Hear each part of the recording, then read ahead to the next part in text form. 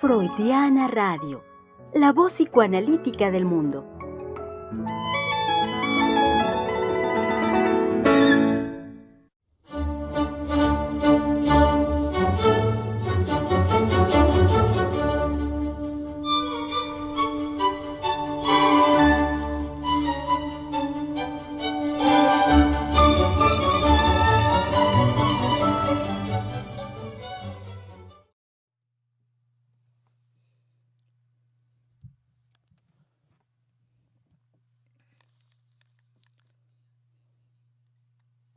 Buen mediodía de jueves 9 de septiembre del año 2021. Querido público de Freudiana Radio, sean muy bienvenidos. Pues bueno, en las condiciones que, como estamos ya bien enterados de nuestro país, que al parecer solo las Baja Californias están exentas de lluvia. Pues bueno, hemos estado al tanto de las condiciones de emergencia por las que han atravesado distintos estados de nuestra querida y hermosa República Mexicana, y que por supuesto nos tiene, pues a todos en su conjunto, nos tiene atentos al respecto de ello, y por supuesto al cuidado personal, al cuidado familiar en cada uno de nosotros bajo estas condiciones. Y digo esto también en el marco de cómo ayer, si nos pudieron seguir y escuchar, querido público, participar, por supuesto, con nosotros, en el marco, decía, del término del programa de ayer, en el llamado de la doctora Heiser, después de haber podido trabajar un poco el texto del ex asesor jurídico de la presidencia, el señor Julio Scherer, y que bueno, pues a partir de ello, hacia el final, la doctora, lo voy a decir así, gestaba un llamado a cada uno de nosotros en cómo podemos hacer nación. Los hombres particularmente de nuestro México, los hombres en la actualidad, cómo podemos hacer nación, hacer patria, comenzando por supuesto con la causa personal, la causa familiar, y por supuesto de ahí en más todo lo que a cada uno de nosotros nos corresponde como sujetos responsables, subjetivamente hablando, de nuestro tiempo. Reitero nuestra más cordial bienvenida para que hoy, conjuntamente con nosotros, podemos hacer este trabajo de síntesis de lo desarrollado a lo largo de esta semana en un tema que, como hemos dicho, es álgido, es sensible, por supuesto, y de enorme actualidad, o casi de una situación perenne en la cultura. Creo que sí, hoy en día, bajo las condiciones mismas que ha impuesto la pandemia, me refiero de manera particular al aislamiento, pues bueno, ha abierto esto, me parece que una compuerta y una forma distinta para el ejercicio del alcoholismo, tema que hemos venido desarrollando durante esta semana y que hoy hacemos este trabajo de síntesis de la mano, digámoslo así, en compañía de nuestras tres queridas psicoanalistas que están ya aquí listas para tomar el micrófono y hacer esta conversación. Comienzo saludando allá en Francia a nuestra querida doctora Adriana Lozano, que pues así de golpe de vista como la veo, yo creo que allá no está lloviendo como acá. Llovió muy fuerte. Llovió Okay. allá, estamos muy gemelitos, les digo que estamos muy gemelitos aquí en Francia y en México, estoy bastante sorprendida. No deja de sorprenderme el nivel de espejo que hacemos con México. Tuvimos una fuerte lluvia de noche, está un poco nublado también, muy caliente. No sé si México tenga las temperaturas que tiene Francia, pero No. están con más fresquito. Sí, fresco y muy húmedo y fresco. Mucha humedad en Francia también, mucha humedad. Yo tengo un póster pegado en una de los baños, es que aquí en Francia se hace distinción entre donde se hace pipí y en donde se baña uno, y dudé en español, de uno de los baños de abajo, y se cayó el póster, boom, badaboom, con toda aquella humedad que hay. No se quedó pegado y tiene su instalación acá, muy acá, pues que badabum, se cayó de tanta humedad. Entonces estamos muy similares. Hubo sol, hubo unas entradas de sol verdaderamente alucinantes. Yo recuerdo que cuando yo llegué a Europa, entendí a los grandes pintores Mm, europeos ujú, porque en su pintura se refleja lo que uno ve todavía. Ahora se ve mucho menos, yo les decía en otros programas, ya no hay las estaciones como las había cuando yo llegué en Francia, tan marcadas. Está empezando a... ¡Ay, qué bonita taza la de la doctora con sus gatitos! No lo ven nuestros radioescuchas, pero ya nos saca una taza preciosa de gatitos que me distrae. Entonces había una entrada de luces y unas luces bellísimas que se ven en la pintura europea. Y por supuesto con este tema tan importante que es el alcoholismo, escuché el programa de ayer, un programa que me pareció maravilloso. Me ujú. parece que vamos a poder concluir con fuerza, siguiendo la línea de ayer.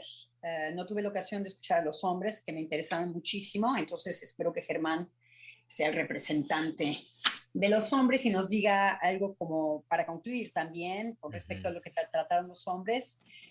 Pero definitivamente podemos concluir muy bien, podemos seguir una línea, podemos abrir brecha con todo esto. Y aquí estoy muy preparada y muy lista y muy emocionada con todo esto y con el programa de ayer que me lanza con mucha fuerza hoy. Ahora no me adelanto, antes de que Giselle me diga, oiga, usted, faltan las otras presentaciones. No, pero espéreme que yo ahorita le digo todo lo que traigo en mi corazón. Entonces, con muchas ganas de hacer este programa de hoy. Muy bien, muy bien. Bienvenida, Adriana. Como también bienvenida en rojo. Wow, wow, en rojo nuestra querida colega directamente en los controles de Freudiana Radio, nuestra querida colega Giselle Mendoza, que bueno, solo lo diría así, querido público, para que ustedes imaginen, Giselle en rojo, muy linda aquí acompañándonos. Bienvenida. Y sí, en rojo me puso Germán porque me sonrojé. No, pues le agradezco mucho, Germán, las flores y todo, porque la verdad es que es muy padre y de la manera en que usted lo hace es de una forma muy respetuosa, muy linda y que hace que uno se levante el ánimo, el corazón como mujer para decir, órale, salgo de aquí a la calle. Exactamente. Exacto. Que brille, por supuesto, toda su belleza y sensualidad, que siempre son muy bienvenidas. Como Gracias. también, y claro, querido público, saben que es momento de que le demos una muy calurosa, cálida en estos tiempos húmedos, en estos días húmedos, cálida, muy cálida bienvenida a nuestra querida directora del Centro de Investigación y Estudios Lacanianos, a quien le pido que prenda su micrófono. Eso, ya está lista, nuestra querida doctora Silvia Heiser. Así es, aquí estoy y es muy importante, lo he venido diciendo, que es muy importante que nosotros podamos decir estoy, porque es todo un compromiso en relación a nuestro ser, nuestro pensamiento y lo que viene a ser la pasión de nuestra vida, el psicoanálisis. Entonces, aquí estoy y sí, con el gusto, digamos, de poder disfrutar, como usted dijo, a Giselle en rojo, solamente que el público no debe de saber a qué rojo se refiere usted. Yo lo voy a especificar, ¿sí? Al rojo que se refiere nuestro querido colega Germán es que Giselle llevó a cabo una aventura de pintarse de rojo, los colores, digamos, cobrizos del rojo, se pintó solamente un frente que le da luz a su carita y entonces queda mucho más iluminada y a eso se refería nuestro colega Germán, a que está de rojo pero está pintada nada más la primera parte de sus entradas, ¿sí? Lo que rodea propiamente su frente. Entonces se ve más luminosa, se ve más sensual, se ve más atractiva, se ve más sexy. Y bueno, no cabe duda que la forma en que nuestro colega se dirigió a ella la sonrojó. Es decir, dio en el clavo de lo que una mujer debe sentir y responder a la palabra del hombre que va cargada de una admiración hacia lo que la mujer le representa en ese momento al hombre, que es una visión agradable, una visión de la cual él puede disfrutar sin ningún problema. Entonces, pues así fue. Giselle de rojo. Y pues tenemos un tema que es inacabable, pero nosotros tenemos que concluir esta semana dedicada a las toxicomanías, en especial a algo tan frecuente, tan inserto en nuestra vida cotidiana como puede ser el alcoholismo. Solamente que el alcoholismo que hemos estado tratando es aquel que destruye al sujeto y que destruye las relaciones amorosas y las relaciones sociales de su entorno. Entonces, ese es el toxicómano. Habíamos hecho, digamos, una diferencia significativa en el programa de ayer en cuanto que los métodos de tratamiento del alcoholismo impiden que el sujeto se haga cargo de su responsabilidad como dueño de un placer que él se proporciona en cuanto llega a los niveles de alcohol que para él son placenteros. Entonces, una cosa es emborracharse en un divertimento y otra cosa es ser borracho. ¿Sí? Son situaciones que hay que diferenciar porque el ser un borracho ya es la designación que socialmente tiene un toxicómano. Es decir, un sujeto que ha decidido no prescindir de ese placer fuera de orden en cuanto que se lo proporciona los niveles excesivos de alcohol en la sangre. Y que de ahí viene conductas pues fuera de orden, es decir, ya el sujeto no controla lo que sí puede hacer, lo que no puede hacer, ¿sí? Se vuelve verdaderamente un espectáculo sumamente degradante ver a un sujeto, ver a una persona en ese estado de ebriedad, ¿sí? Caerse de bruces en la calle, romperse la cara y no sentir dolor, porque es tal el nivel de embriaguez que es imposible que los registros a nivel del cerebro, los registros del dolor estén más presentes que la borrachera en la cual se encuentra el sujeto. Entonces habíamos dicho que había que diferenciar y volvemos a repetir esa diferencia. En el psicoanálisis, el sujeto es tomado en consideración como un sujeto responsable de las consecuencias de sus actos. Y en el tratamiento, digamos, del alcoholismo en otros terrenos, es simple y sencillamente o tratarlo como enfermo o tratarlo como adicto, pero no como un sujeto que obtiene un placer desbordado y sin detenimiento, que es la forma en que el sujeto lo acoge, como el psicoanálisis, perdón, como el sujeto es acogido por el psicoanálisis en cuanto que se le respeta y se le dignifica, pero se le hace responsable de un placer al cual se ha entregado sin límites. Bueno, eso es lo que habría, digamos, que sintetizar en cuanto a la diferencia del abordaje del alcoholismo. Pero digamos también muchas otras cosas que tienen que ver con la afección y la afectación del toxicómano en la vida cotidiana de los seres humanos. Empezando por el mismo toxicómano, ¿sí? Porque llegan a degradaciones en donde definitivamente su cuerpo es el receptáculo sin condición alguna, sin medida alguna, sin respeto ninguno hacia su cuerpo, y utilizan su cuerpo para que sea el sensor número uno que registre las intensidades de placer que se obtiene con la toxicomanía. De eso el psicoanálisis se hace cargo, pero en función, digamos, de que el sujeto se responsabilice de que él ha tomado esa decisión de vida y que nadie puede convencerlo con nada, porque el placer que él obtiene no tienen los otros. Eso lo trabaja muy bien la película de Trainspotting. No tienen los otros posibilidad de ofrecerle nada semejante.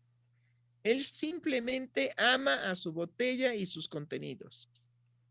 Y el amor a su botella y a los contenidos de la botella es el sentido y la razón de su vida.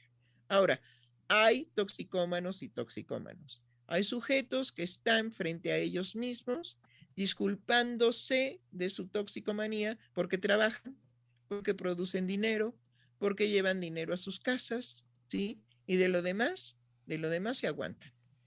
¿Por qué?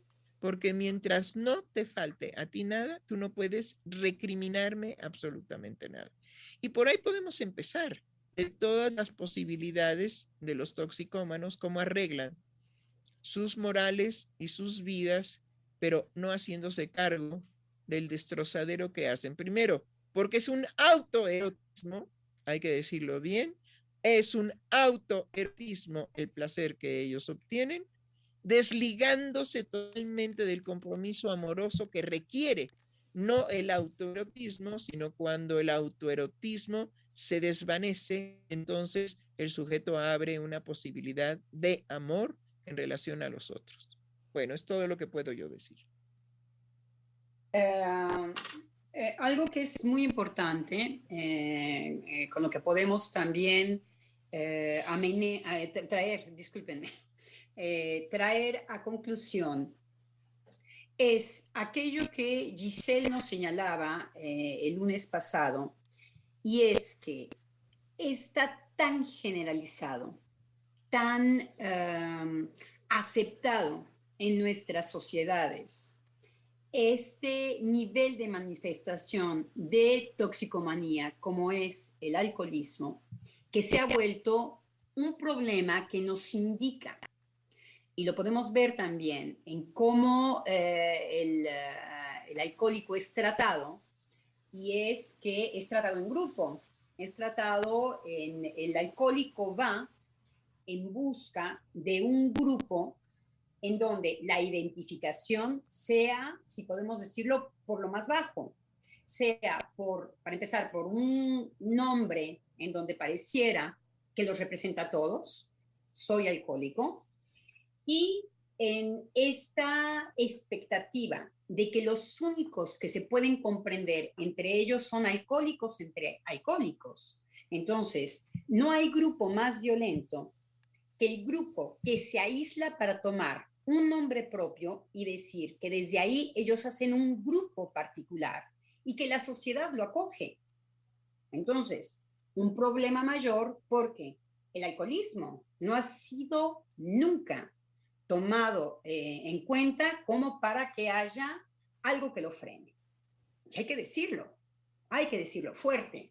Los psicoanalistas entendemos que si no viene desde el deseo subjetivo del sujeto, es imposible. Pero me parece que la postura que no toma la sociedad, y hay que cuestionar por qué, porque tenemos a los alcohólicos y a los que sufren a los alcohólicos, es todas estas perversiones que son terriblemente atractivas y que solapamos. Entonces no se atiende y se disuelve y se va hacia la degradación de lo social, el terreno social. Entonces, estamos frente a un problema grave y como lo señalaba Giselle la última vez, es algo que aumenta. Inclusive un radio escucha nos decía el lunes al final, esto va aumentando, no va disminuyendo. Hay una complicidad en el lazo social de la degradación que está ya representado en el discurso de la ciencia, que tiene que ver con la destrucción y con la muerte. Es por eso que lo que decía ayer la doctora Heiser con respecto a todo lo que se ordena, y se ordena de manera psíquica, no se ordena con un orden ni moral, ni científico, ni nada que sea contingente, es de manera psíquica. El lazo amoroso es por excelencia el lazo social.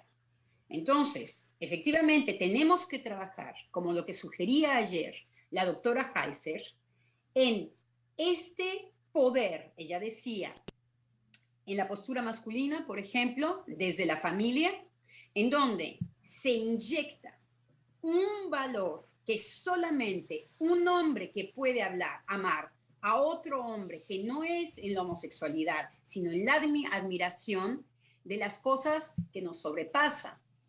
Eso es lo que se tiene y es necesario que inyectar, porque entonces eso sí se opone a una posición de un alcoholismo en donde la sociedad es cómplice desde lo peor de la sociedad, desde estos grupos de identificación narcisista. Tú no me entiendes más que tú, cuatito, y entonces, bueno, ¿verdad que nos entendemos en qué es lo que se están diciendo? ¿Qué es lo que se está diciendo en ese discurso? Entonces, finalmente, el alcoholismo es acogido en lo social. Y muy bien acogido. Es decir, porque se habla, por ejemplo, de el chiste, el sentido del humor y el alcoholismo. ¿Sí? Hay toxicómanos que bajo los efectos del alcohol son tiernos con sus hijos, son tiernos con su mujer, son simpáticos en sociedad, cuentan chistes, se empiezan a burlar de toda la presión que tiene que ver con el pensar lógicamente o con la fuerza de la utilización de la palabra. ¿Por qué la fuerza? Porque en el momento en que yo hablo, no puedo hacerlo más que hablando a otro. Inclusive cuando me hablo a mí mismo, me hablo como si yo estuviera dividido en un otro. Entonces, la fuerza, la potencia de la palabra comprometería al toxicómano en que tendría que ser responsable de esa carga emocional, psíquica, que es su posibilidad de acceso al lenguaje. Es decir, ¿qué es lo que el toxicómano va a trastocar brutalmente? Su acceso a la obligatoriedad de responsabilidad porque es un ser hablante. Y él se excluye precisamente porque él es un sujeto que copió la conducta de sus padres alcohólicos, entonces no es responsable. Porque se convirtió en un enfermo, entonces no es responsable. Entonces el responsable es el tóxico que se vende para los alcohólicos. Pero ya vimos lo que pasó, digamos, cuando en Estados Unidos vino la ley seca, la prohibición del alcohol, y simplemente los que se hicieron millonarios son todos aquellos que vendían fuera de la ley el alcohol y que corrían el riesgo, ¿sí?, de ser presos, atacados por la policía, pero no importa, habían ganado tanto con el alcohol que en la actualidad tenemos también que sumar las cifras de beneficio económico que deja el alcoholismo. Entonces es un problema también, es un problema también económico, que si la sociedad lo soporta es porque está dentro de la economía y de las ganancias exorbitantes que permite el alcoholismo en todo el mundo, porque además es una conducta mundial. Lo que decía nuestra querida doctora Lozano, sí, es cómo la economía es cómplice de las toxicomanías y cómo la familia, en función de los beneficios que puede obtener de atender a un toxicómano, a un alcohólico, sí, también se queda callada. Las madres, simplemente las madres que son madres del alcohólico, ¿sí?, lo apapachan, lo cuidan, le dan el medicamento para que se componga, digamos, de la cruda, en fin, etcétera. Entonces, pues son madres abnegadas que aceptan que tienen un hijo alcohólico y que hay que cuidarlo. Pero hay que cuidarlo para que diga, perdón, sí, doctora, ¿qué? El grupo, lo que estamos viendo, que es quién viene a recoger a los alcohólicos, dice que en una organización ¿qué se va a ocupar de ellos? Tenemos organizaciones, como hemos mencionado, como Alcohólicos Anónimos, no es la única, en donde lo que vemos es una conducta solapadora, en donde el grupo lo que viene a hacer es a comprenderse. Por eso es en grupo, por eso no es individual. ¿Qué es lo que sucede en una demanda analítica? Uno está solo con su demanda. Uno viene a ver a un analista solo con su demanda. No hay identificación a la cual uno se pueda pegar desde ahí. Puede haber un intento subjetivo, pero no está el grupo para solaparlo.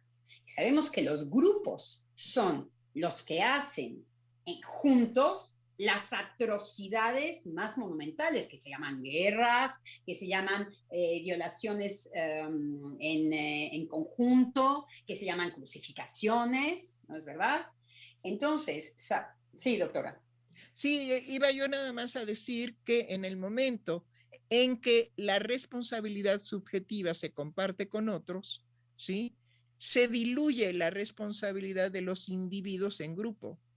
Y eso está muy bien esclarecido por Freud en Psicología de las Masas. Exactamente. Análisis del yo.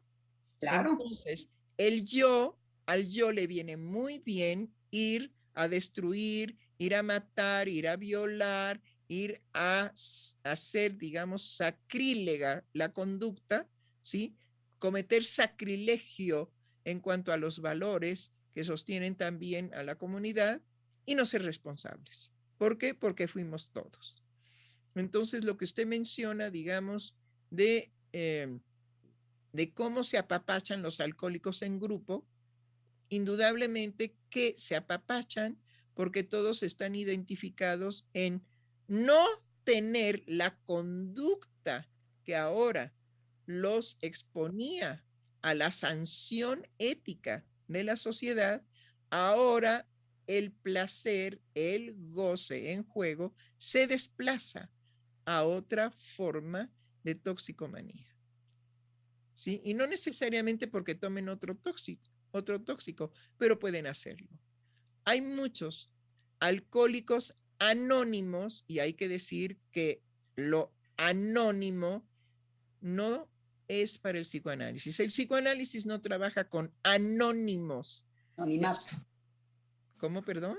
Con el anonimato. Sí, no. Sino con la responsabilidad ética subjetiva. Entonces, es el espacio que le da por excelencia un valor al sujeto trascendente.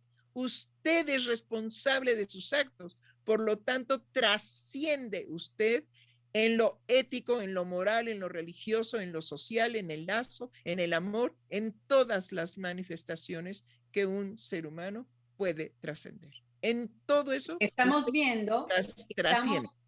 Estamos en sociedades solapadoras y eso es terrible, porque no vamos a salir de la violencia de la sociedad si el sujeto no se responsabiliza. Es lo único que lo dignifica.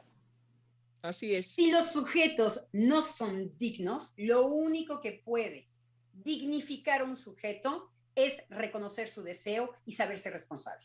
Lo único. Si no hay esta... Hay que decir, hay que agregar, doctora Linda, hay que agregar que esa es la felicidad de cualquier ser humano.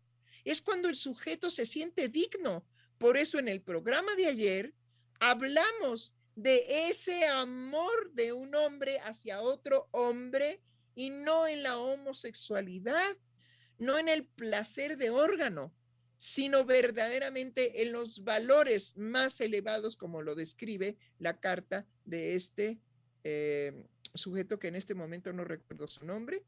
Julio Scherer. Exactamente, de Julio Scherer, ¿sí? Y que le dice a López Obrador, ¿sí? En los momentos más aciagos de su lucha por el bienestar de los menos, de los que están siempre menos, o sea, de los más pobres. En su lucha, yo estuve con usted. Eso es el amor entre hombres, pero hombres que pretenden una dignificación de los valores, no pretenden coger los valores y arrastrarlos, ¿sí? Al fango y a las aguas negras de desecho de las ciudades. Entonces, me parece que algo que viene a cuestionar fuertemente gracias a este tema y con el que podemos concluir, una de las conclusiones que podemos hacer hoy jueves es, ¿qué es esta actitud solapadora? Creo que la mencionamos un poco el lunes diciendo que lo que disculpamos en el otro es de casualidad que yo no esté en el mismo deseo. Y sepamos que es por ahí por donde la perversión nos pesca.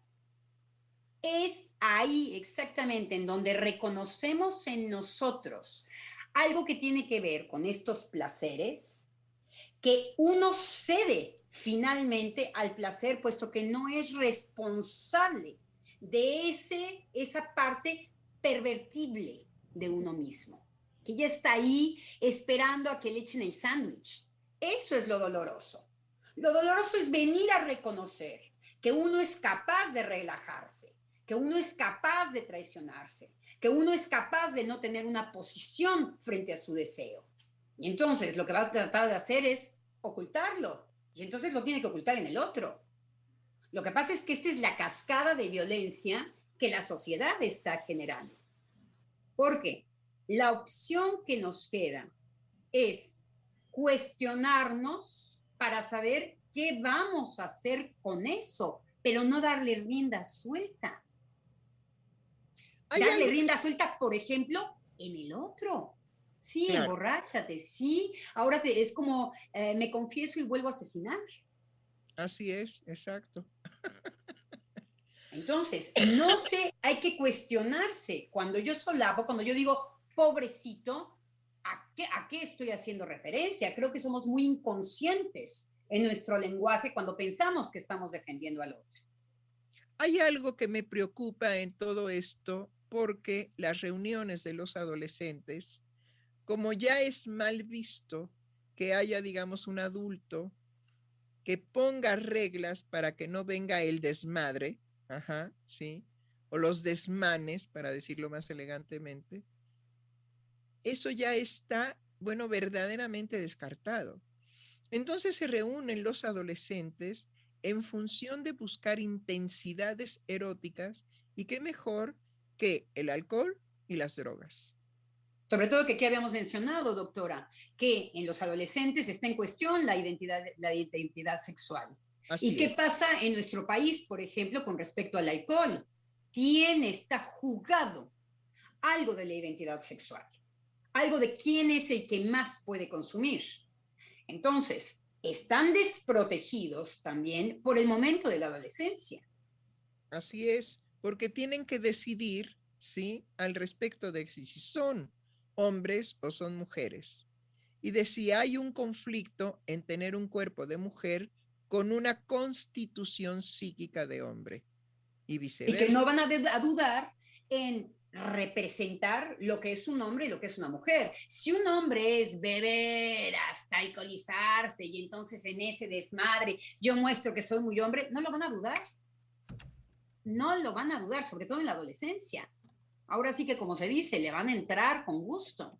Y en el caso de las mujeres, van a acceder a tener masivamente relaciones sexuales en esas fiestas. ¿Por qué no? Claro. ¿Por qué no? Irresponsabilidad. Quiero decir, en vez de verse en esta dificultad y en estos terrores que a la adolescencia puede causar comenzar una vida sexual, pues así no soy responsable, justamente lo que estamos diciendo. No, porque alcoholizada, ¿sí? Si quedó embarazada, pues no sé de quién fue. Y no es mi culpa, principalmente abusaron del Estado. Así es, porque yo alcoholizada, pues no soy responsable.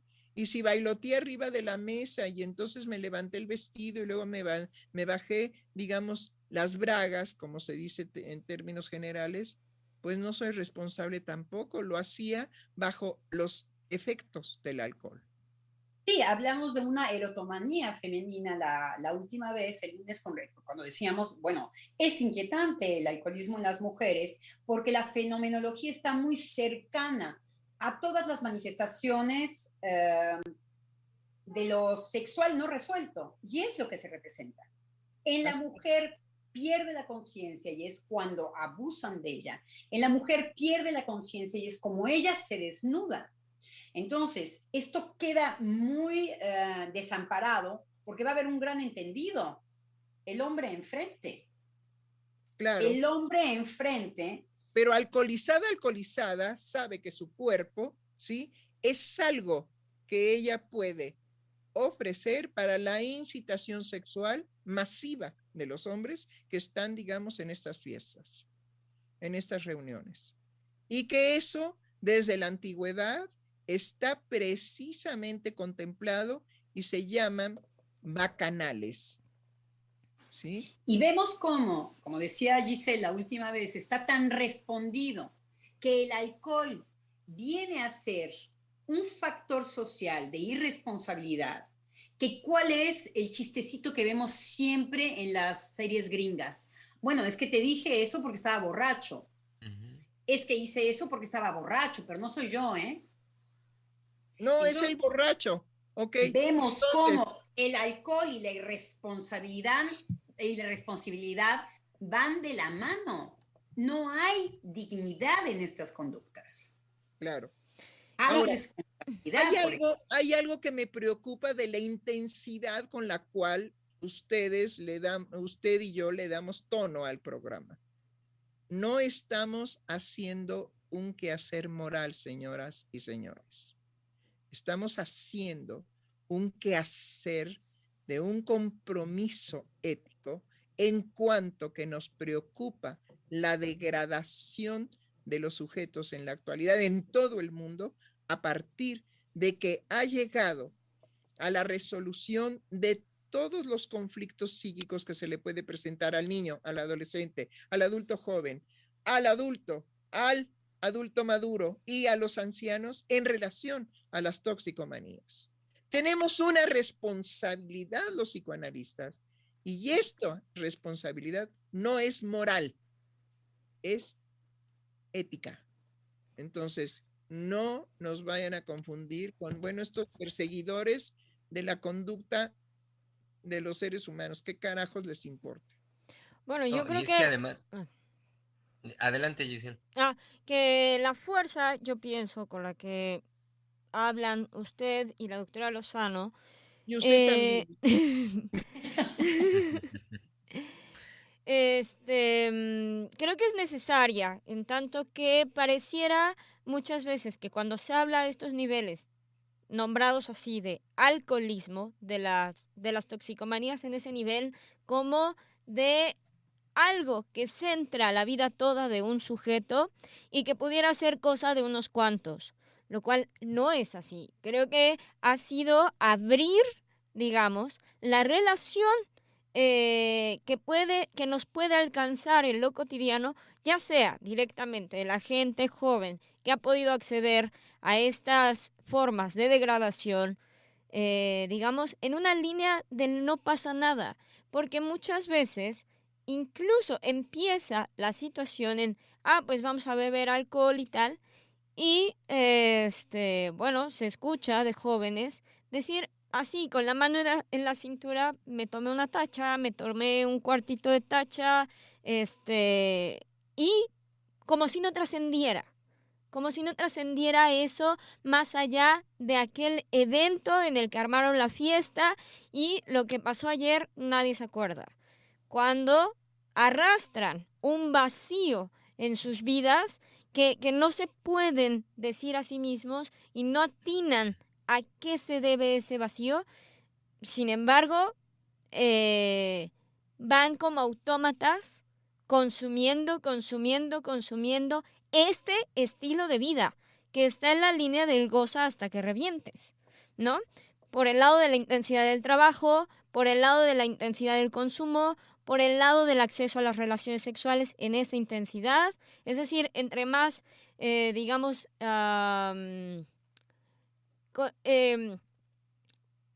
no sé cómo ponerlo, las experiencias sean, entre comillas, más novedosas y más diferentes y más experimentales y con 4 y con 5.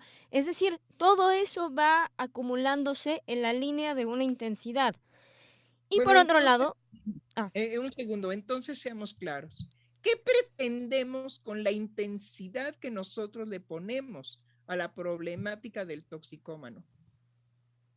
hacer, digamos, como ahora se utiliza, ¿no? Visibilidad de la destrucción social por las toxicomanías.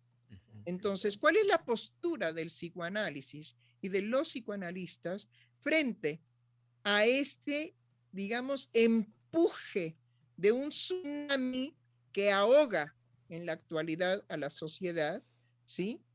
En relación a la toxicomanía? ¿Hacia dónde estamos yendo?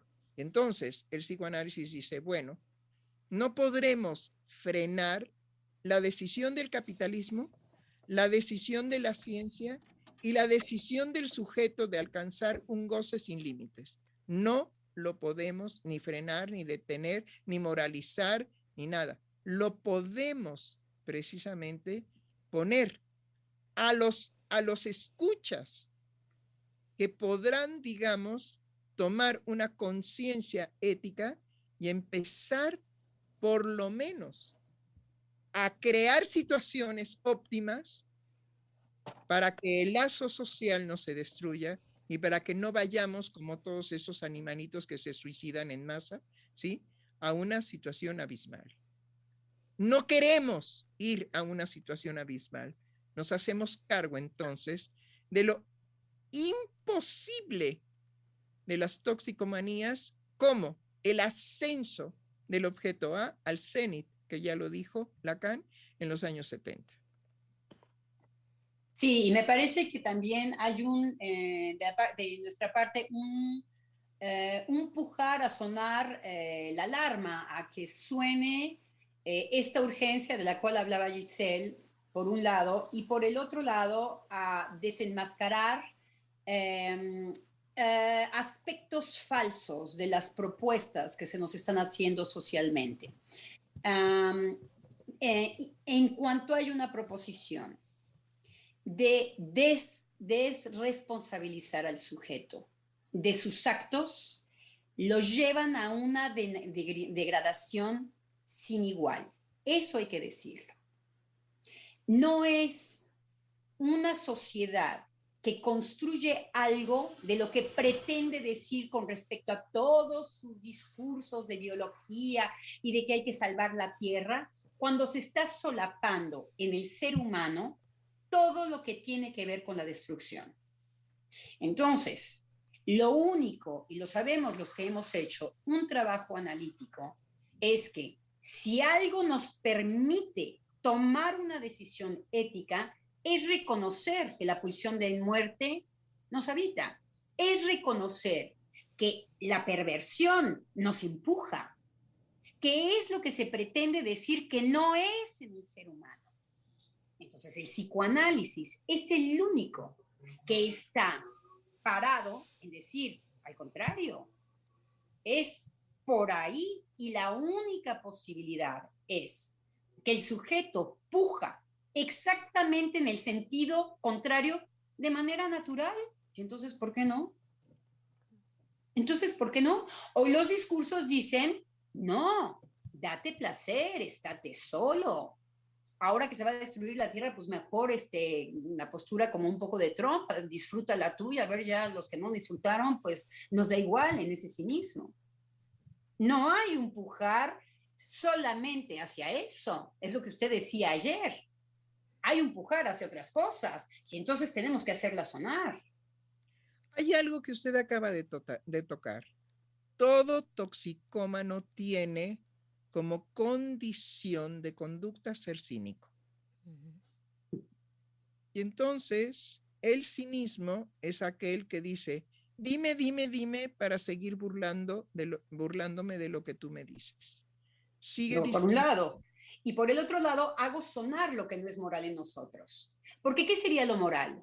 Lo moral sería decir, yo no, el otro. El psicoanálisis, ¿qué descubre? El psicoanálisis descubre, yo, ¿qué voy a hacer por eso y hacia dónde tiendo? Es ahí en donde estamos muy solos y en donde no podemos garantizar que el sujeto no sea un canalla después del descubrimiento psicoanalítico y decir, y me los voy a joder a todos. Eso no se puede evitar.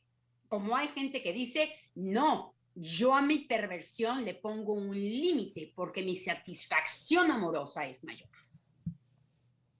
Y porque claro, lo que me cueste es mayor. Pero ¿en dónde es en donde no está la moralidad del psicoanálisis? Que por eso, sabemos que estamos contenidos de lo peor. En por cambio, eso, ¿qué es la moral? Decir, no, somos unos angelitos.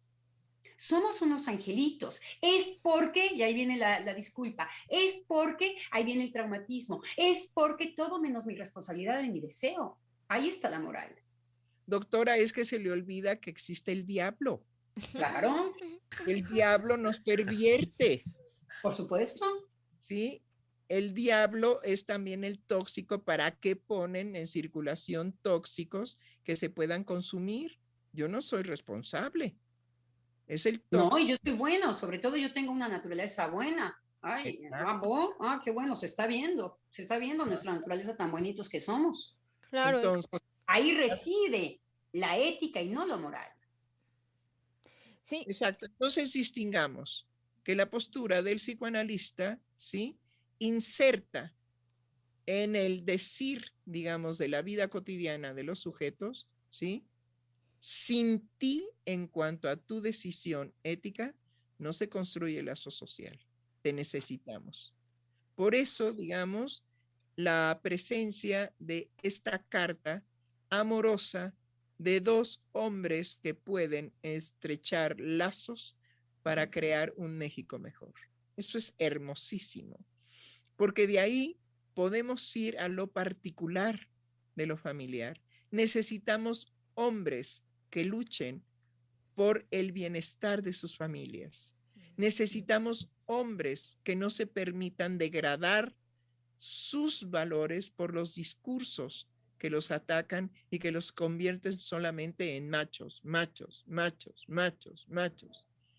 Que los discursos, digamos, que los denigran, sean esos hombres capaces de decir, sí, pero eso no tiene nada que ver conmigo. Y así como tú vociferas que soy un macho, de lo que yo te estoy hablando es de la posibilidad del amor de un hombre hacia su familia y hacia otros hombres, y no soy homosexual.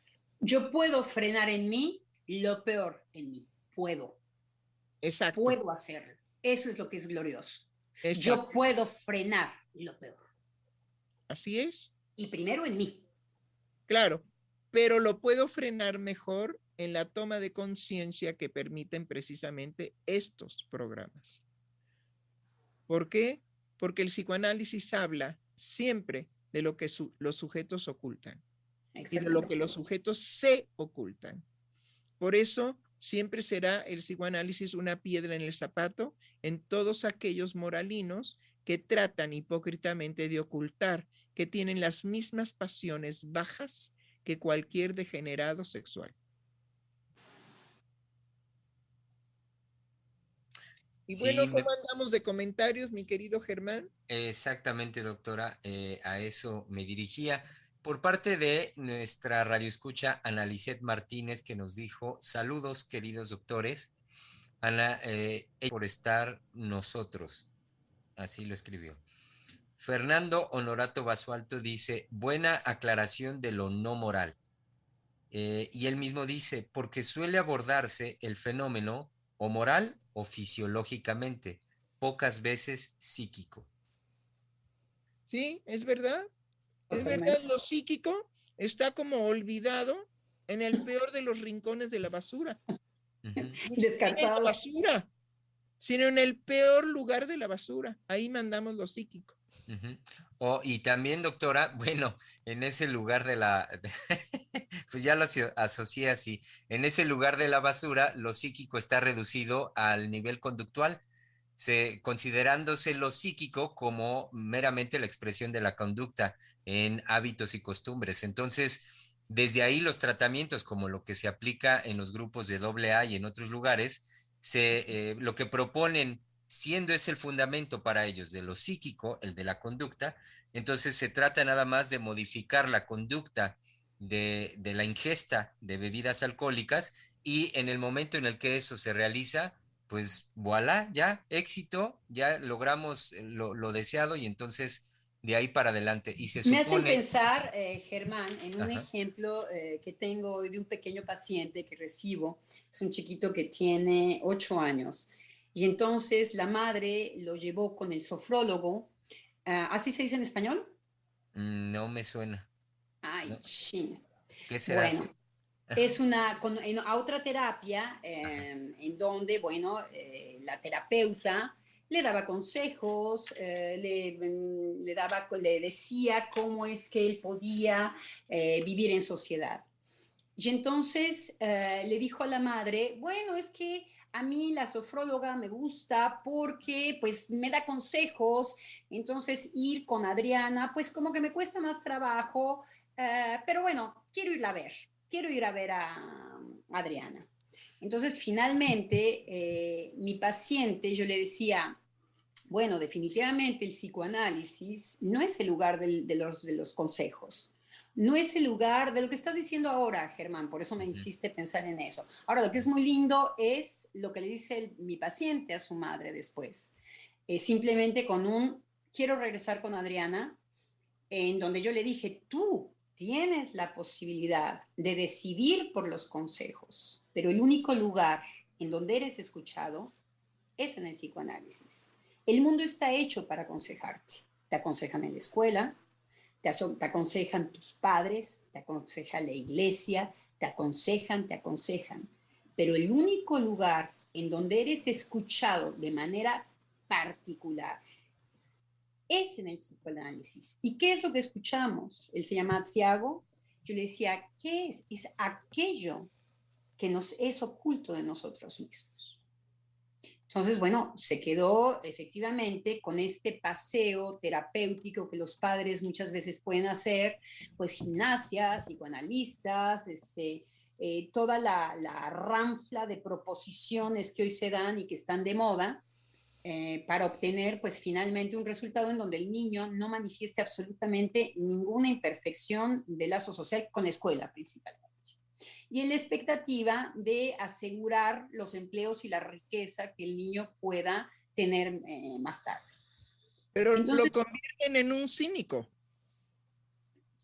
Lo convierten en un cínico porque dado que él va a seguir o a no seguir consejos, él no sabe por qué es bueno un consejo y no es bueno otro consejo, o no sabe tampoco por qué él puede seguir un consejo y no otro.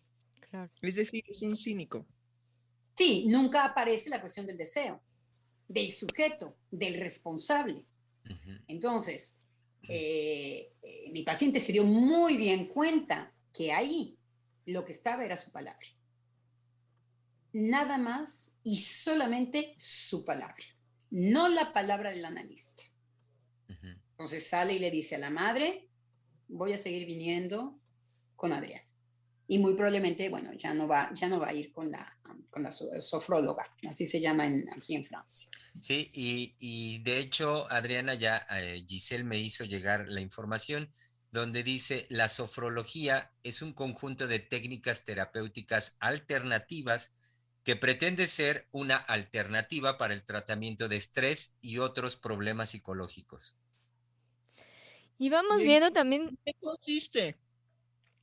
¿Cómo? ¿En qué consiste? ¿Qué hacen? Pues así dicho, doctora, de inmediato lo que dice es conjunto de técnicas terapéuticas alternativas. Tiene mucho que ver con el cuerpo, tiene mucho que ver con tener, como decía mi paciente, si estás frente a muchos niños que te están gritando, tú lo que puedes hacer es relajarte y pensar son muchos consejos y muchas cosas prácticas, por ejemplo, que tiene que ver con practicar con su cuerpo, poco con la palabra, no va tanto de la palabra como pueden ser muchos psicólogos que trabajan todavía con la palabra. En este caso ya son prácticas de meter técnicas en juego para entonces afrontar ciertas situaciones, ¿no? Por ejemplo, aquí un poco más de información que encuentro dice que incluye técnicas o métodos de relajación. Entre paréntesis dice distinto del hipnotismo y de modificación de estados de conciencia. Dice que fue creada en la década de los 60 por el psiquiatra colombiano Alfonso Caicedo Lozano, quien fundó una escuela en Madrid. Luego, Pues ya le quitaron la chamba a los del yoga.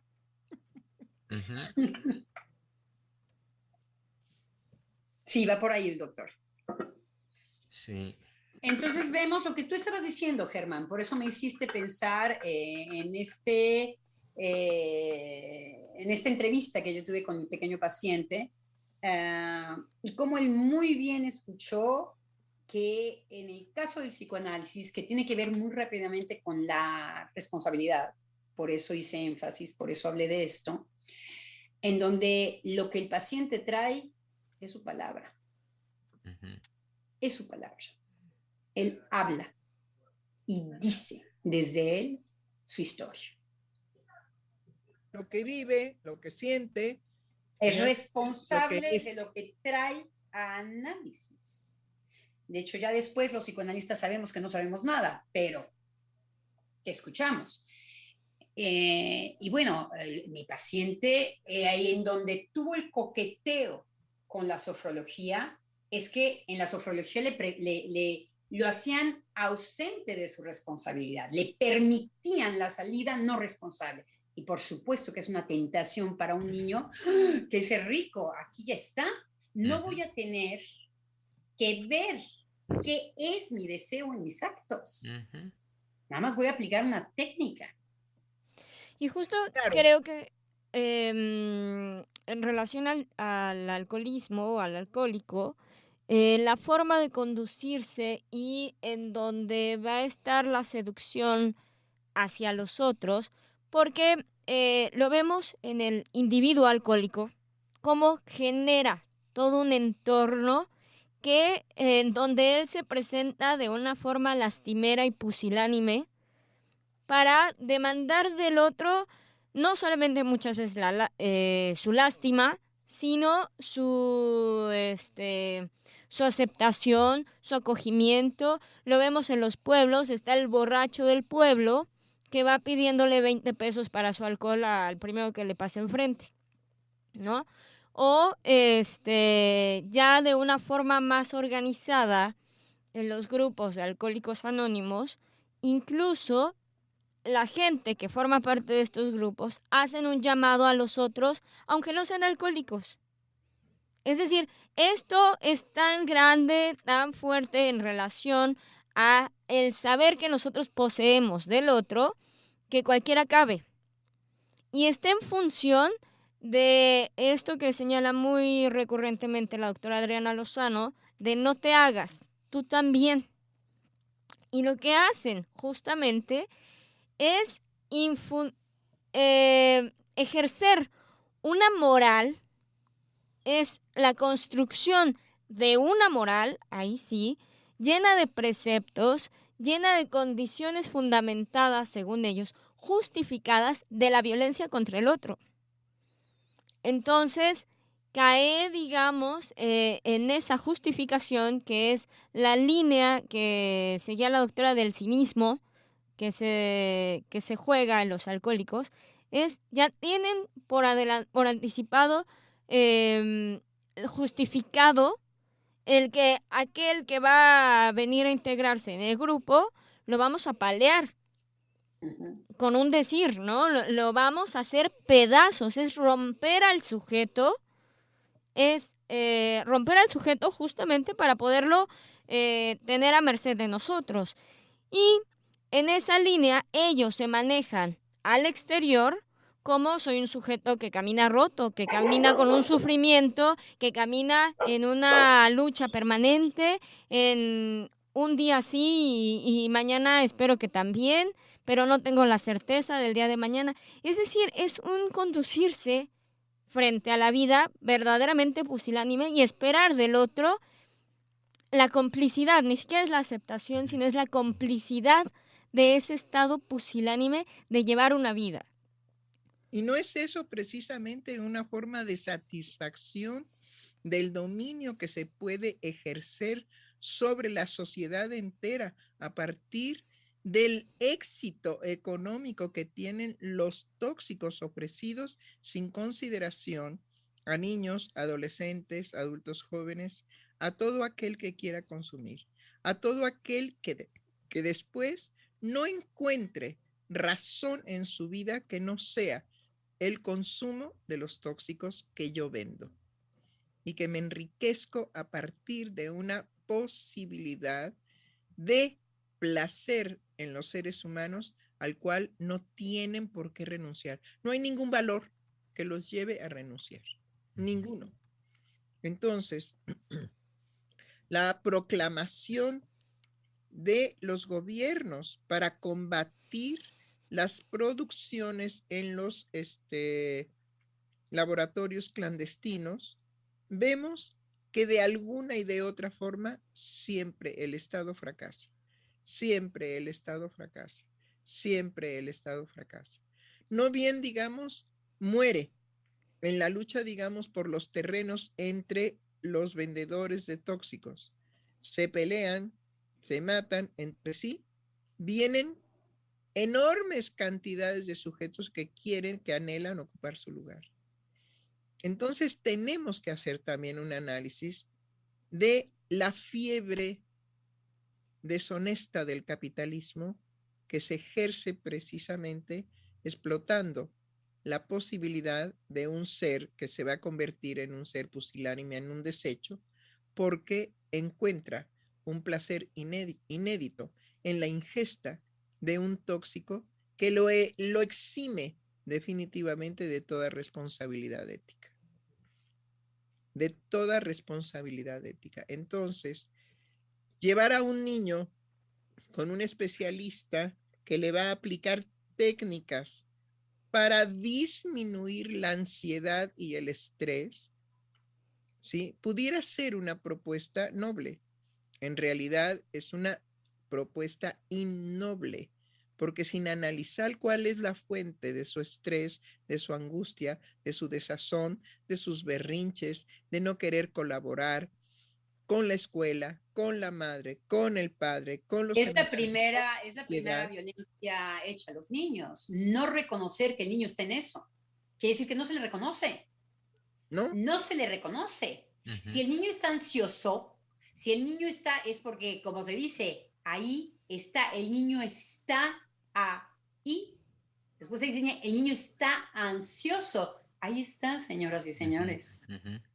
Y no se reconoce, no se reconoce su participación en la creación misma de su ansiedad y de las condiciones para producir la ansiedad. Porque es más cruel, no se le reconoce como sujeto. No, no, no, no, y esto es una condición como lo que han venido desarrollando al respecto del alcohólico. Se le pone también el niño en una condición de enfermo de que adolece de falta de madurez frente a circunstancias de la vida, y entonces lo tenemos que completar. Cualquier tratamiento que apunte a completar lo que le hizo falta y ya, sin realmente abrirle el espacio donde él se pueda hacer la pregunta, donde él pueda hacer este trabajo íntimo al respecto de su sentir, que le permita el descubrimiento de lo que él mismo generó, de lo que él mismo está sintiendo y cómo percibe la circunstancia de su alrededor. Se le Innecesario. Un psicoanalista no necesariamente va a quitar la ansiedad. Sabe que la ansiedad está en un lugar necesario para el sujeto que lo ha creado. Primero escucha. No se mete a aniquilar la manifestación del sujeto. Al contrario, le ha costado su ansiedad. La ansiedad está en un lugar necesario. Además, su ansiedad lo representa para la escucha analítica. Él es representado por su síntoma. Entonces vemos cómo tenemos sociedades de control, sociedades que no quieren ver que el sujeto es sujeto. Ahí está la violencia. Es urgente. Estamos sonando la campana de urgencia. Y en este sentido, ahorita que dices, Adriana, sociedades de control, lo relaciono con lo que la doctora Heiser acaba de mencionar de la industria, de toda la parte de grandes cantidades de capital que mueve la industria del alcohol en el mundo, y esto en relación, por supuesto, con los gobiernos, con los estados, como una forma de control. también está calculado y forma parte de la dinámica del capital el número que necesitamos de consumidores y de que se mantenga ese consumo. Y esa es una Claro, forma también. necesitan tripas, necesitan toxicómanos, ¿Sí? tripa que atraganten, ¿no? Necesitan, entonces, para el consumo necesitan tripa, necesitan toxicómanos, necesitan máquinas.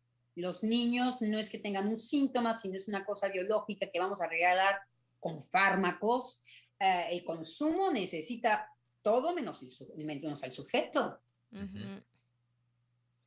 Necesita justamente un amalgamar y uniformizar para poder, pues nada más abrir, como ahora sí, como hacen el foie gras en Francia, abrirle el hocico a la oca y meterle lo que les quieran meter.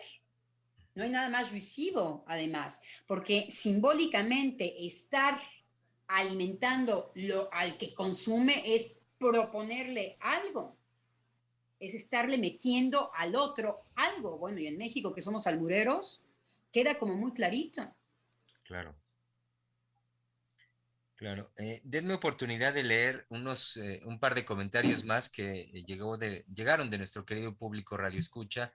Adrián Gutiérrez Espinosa que nos dijo, excelente día y un fuerte abrazo. También nuestra colega del Centro de Investigación, Lourdes Sarmiento, nos dice lo siguiente, hay también una actitud que trata de ocultar y disculpar el alcoholismo, no solo justificando que a la familia no le falta nada económicamente, sino que por el hecho de que el hombre no pierda la compostura, aún después de beber 2 o más botellas de alcohol completas, no se degrada o no es alcohólico. Es muy hombre. Resiste. Sí, ¿Qué hombre? y que además... Ahí huele a pene y testículos. Sí, y que ahorita que lo mencionas, Adriana, esto también entre hombres, pues sabemos que la ingesta del alcohol y sobre todo, digamos, cuando se va comenzando a tomar el alcohol, no sé, a los 16, 18, 20 años, y en los 20 ni qué decir, es muy común en la relación entre hombres que el alcohol venga a ocupar este escenario, bueno, el vehículo para el escenario de ver quién lo tiene más grande en el fondo. Es decir, de ver quién es el que aguanta más, quién es el que tiene mayor resistencia, quién es el que puede durar, hablando de la resistencia, pues no sé, un día, más de un día bebiendo y de esa manera, bueno, pues ganarse las loas del resto de los varones, ¿no? Del resto del grupo. Que hay hombres que pueden resistir con mucha tranquilidad y que no se les va la virilidad. Hay hombres que no entran en esto y que los molestan. Ay, pero órale, éntrale, órale. No, gracias, no quiero. No. Hay hombres que, bueno, tienen constituido algo en donde ellos pueden decir no y se pueden demarcar, no se dice así en español, pueden estar con el grupo sin estarse identificando con estas definiciones masculinas. Quizá no sienten la necesidad de identificarse a eso, quizá no sienten que ahí está su virilidad. Entonces, muy tranquilamente pueden decir no. Y vemos cómo reacciona el grupo masculino. ¡Ay, ándale, y es estar insistiendo en esto.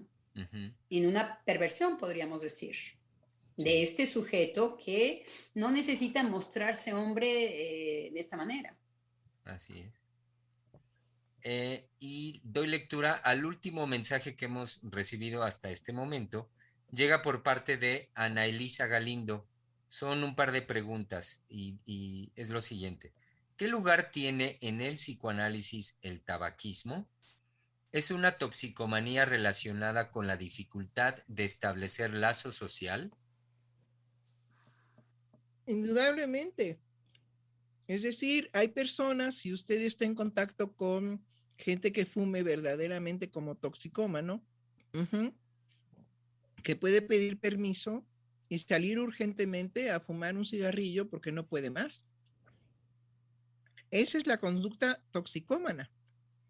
Es decir, es una relación con el cigarro en donde yo no puedo dejar de consumirlo, en donde hay una urgencia para fumar, urgencia para fumar.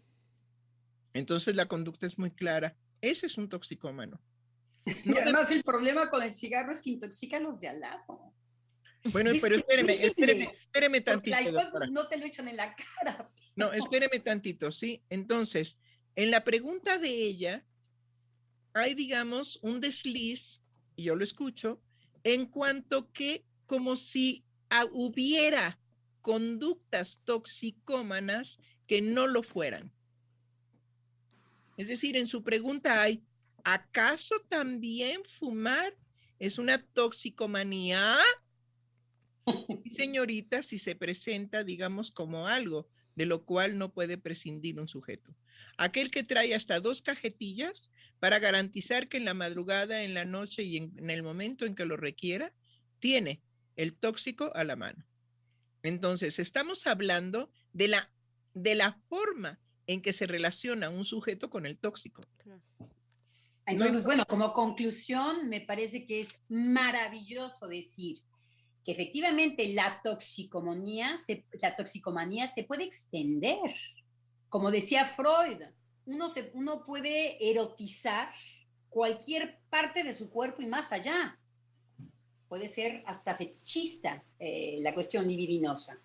Entonces, en el caso de las toxicomanías, es exactamente lo mismo que gracias a la pregunta que nos hace nuestra querida Radio Escucha, podemos hacer una conclusión magistral diciendo que la toxicomanía es un tipo de goce muy particular que lo que apuntala es hacer desecho y desechar al otro. Entonces, se manifieste como se manifieste. Puede ser estarse chupando un lápiz. No, pues hay digamos, adicciones, para hablar de adictos, a chuparse el dedo. Entonces, dejemos claro, cuando un sujeto encuentra una sola forma de satisfacción erótica por medio de lo que sea enervante para él, ese es un toxicómano. Y el toxicómano no necesita, ¿sí?, de ningún otro. Tiene a su cigarro, tiene a su botella, tiene a la cocaína, tiene todos los fármacos habidos y por haber, en fin, etcétera. Es la conducta manifiesta de no poder estar de ninguna manera sin su partener, que es el tóxico. No entonces, no hay que deslumbrarse con el alcohol, con el cigarro, No, la radioescucha puntualiza algo que efectivamente es de este orden. Sí, pero creo que nos metía ahí un desliz de, bueno, el cigarro también podría ser una forma de toxicomanía, pues depende si la pobre mujer o el pobre hombre o el niño o el adolescente no puede estar en ningún lado si no está fume y fume y fume y fume y fume, pues es un toxicómano. Sí, por eso es muchas veces duro ir a ver a los psicoanalistas, porque el psicoanalista no se deslumbra con la fenomenología y con la manifestación aparente. Así es. Entonces, si repite por favor la pregunta, Germán. Sí, doctora, claro que sí. Acá está. Por parte de Ana Elisa Galindo, y preguntó, ¿qué lugar tiene en el psicoanálisis el tabaquismo? ¿Es una toxicomanía relacionada con la dificultad de establecer lazo social? Bueno, creo que apunta también a una especialización de la cual no se estila en el psicoanálisis en función de ubicar lo central y lo particular de cada sujeto. Es decir, estará siempre el analista atento a la escucha. El establecer una relación particular de psicoanálisis y tabaquismo, o del lugar, como ella lo pregunta, del tabaquismo en el psicoanálisis, como si tuviera una preponderancia, me parece que no. Me parece que más bien es una situación de abrirse a la dinámica psíquica.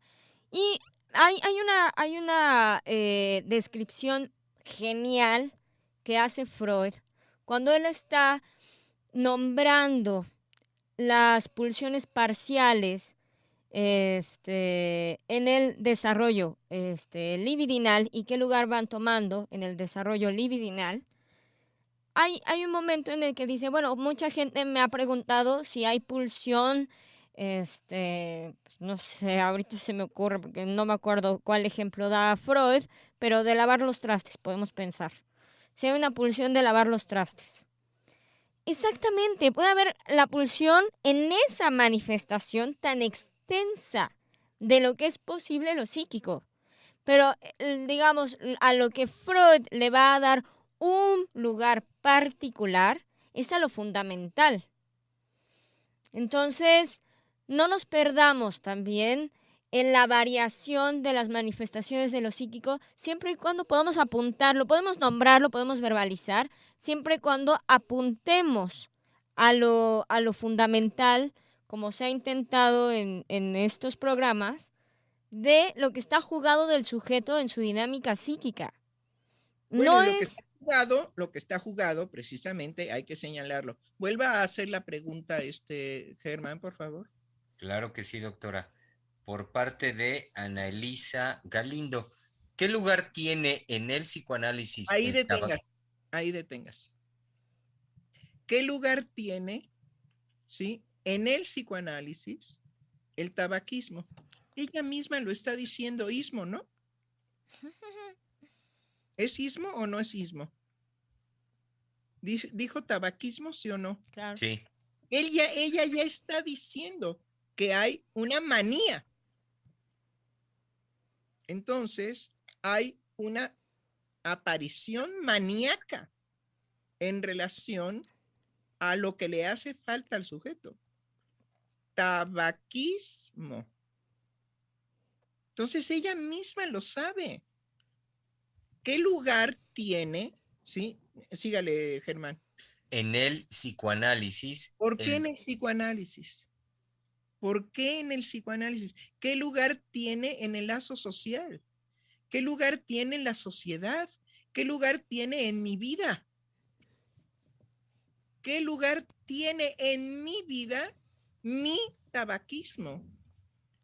¿Puedo yo acceder a ser, digamos, escuchada en mi tabaquismo? Y por eso pregunto, ¿qué lugar tiene mi tabaquismo en el psicoanálisis? El de un enorme reconocimiento y un enorme respeto a la decisión del placer que usted obtenga con su tabaquismo. Eso es lo que le puedo contestar.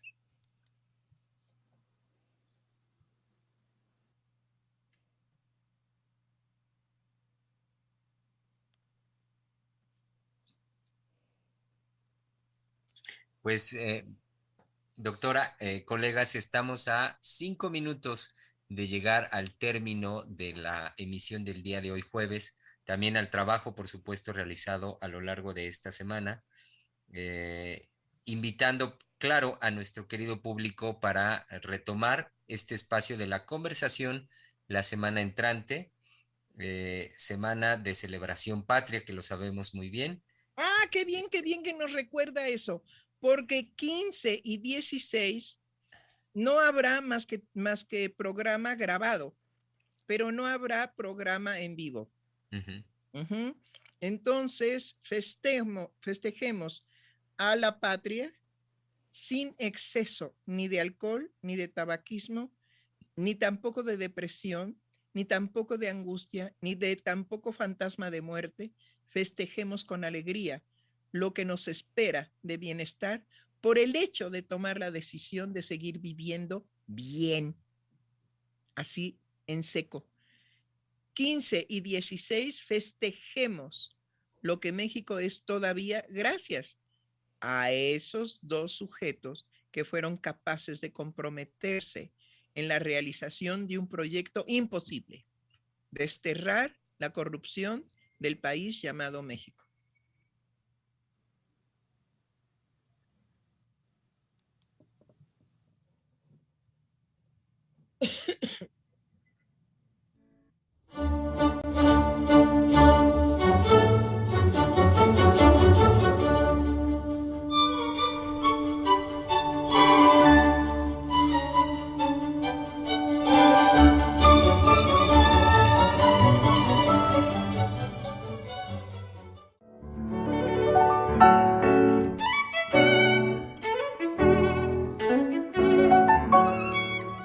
Freudiana Radio, la voz psicoanalítica del mundo.